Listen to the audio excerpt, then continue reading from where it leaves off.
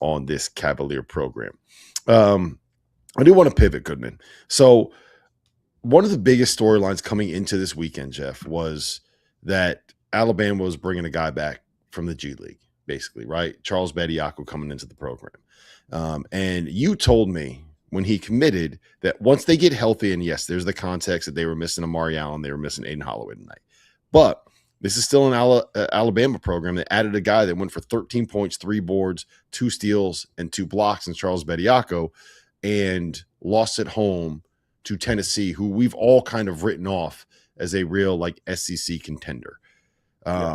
Before we get into the Bediako conversation, big win for the Vols, who got 29 from Nate Ament and 24 from Jacoby Gillespie. I mean, yeah, but Alabama didn't have their most important player. We've talked about it with Amari Allen. He is their best overall player. Everything. He does everything. Third leading scorer, probably their leading or second leading rebounder, best defender, toughest dude, all of it. And you take away Aiden Holloway, who's their second best scorer. So you're playing with – and right, so he actually played fairly well tonight, but he's coming back from being out for a few weeks, and he's had a myriad of injuries this whole year. So I don't even care that they lost tonight at home. I honestly don't. I think the biggest key is early this week, what happens with Bediako in his future. Because if he is with this team long-term and they get those 2 guys back, we saw the difference he can make on both ends of the court. Now, defensively, he's still got a long way to go. I mean, remember, he's had 1 practice with this group, 1 practice. But he is a major lob threat. He is more offensive-minded than the last time we saw him a few years ago, which makes sense because he's been playing pro ball. And he can alter and run the court and block shots and all of that. He gives them something that, frankly, they don't have up front right now. That's not Aiden Sherrell's game. So I think, again, to me, Alabama is a legit Final Four team. And I've said this over and over. If they get healthy, nobody can match their perimeter. Nobody in the country, not even close for me. Mm-hmm. Jeff, is there any place that you think that they deem him ineligible going forward? Like, do you think there's any shot of that? Like, that's my thing. Is like, we don't know, but like, in your opinion, is there any way that he is deemed ineligible at some point in time? I mean, do I look like Judge Judy? I don't know, buddy. That's what I'm asking you. Wapner, Judy, like which judge do I most resemble here? That I'm going to give you my kind of. You to be honest, you do kind of look like Judge Judy. I mean, according to your sources, because you have all the sources. Like you have all the sources.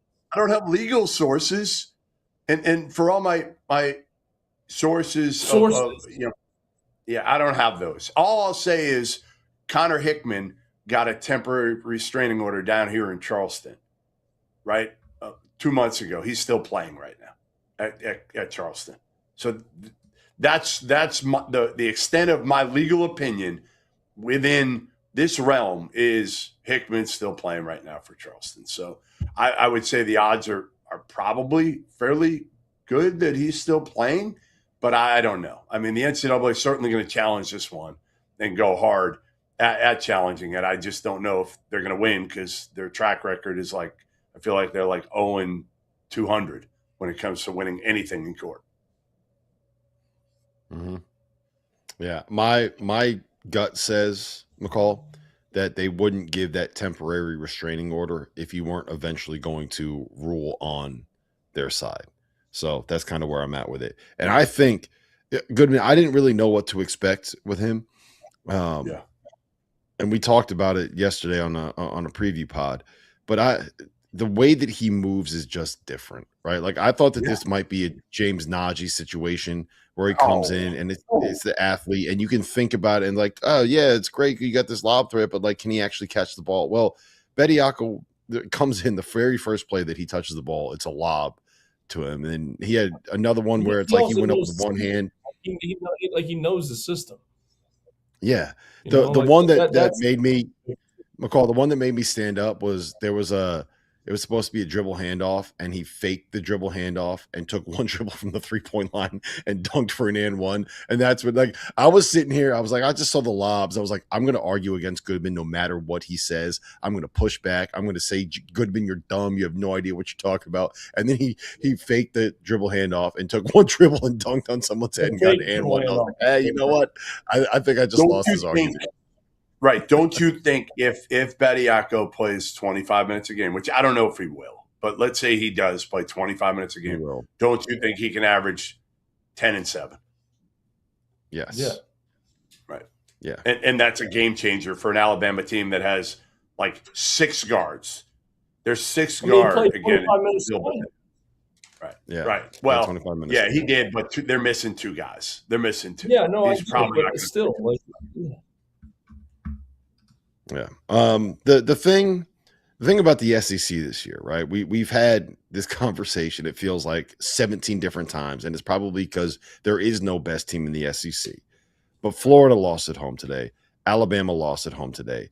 Currently, the team that is sitting all alone in first place in this conference is Texas A&M, who beat the brakes off of South Carolina tonight. Matt, before we kind of get into the SEC at large, Florida at home, rough first half. They dug out of the hole, but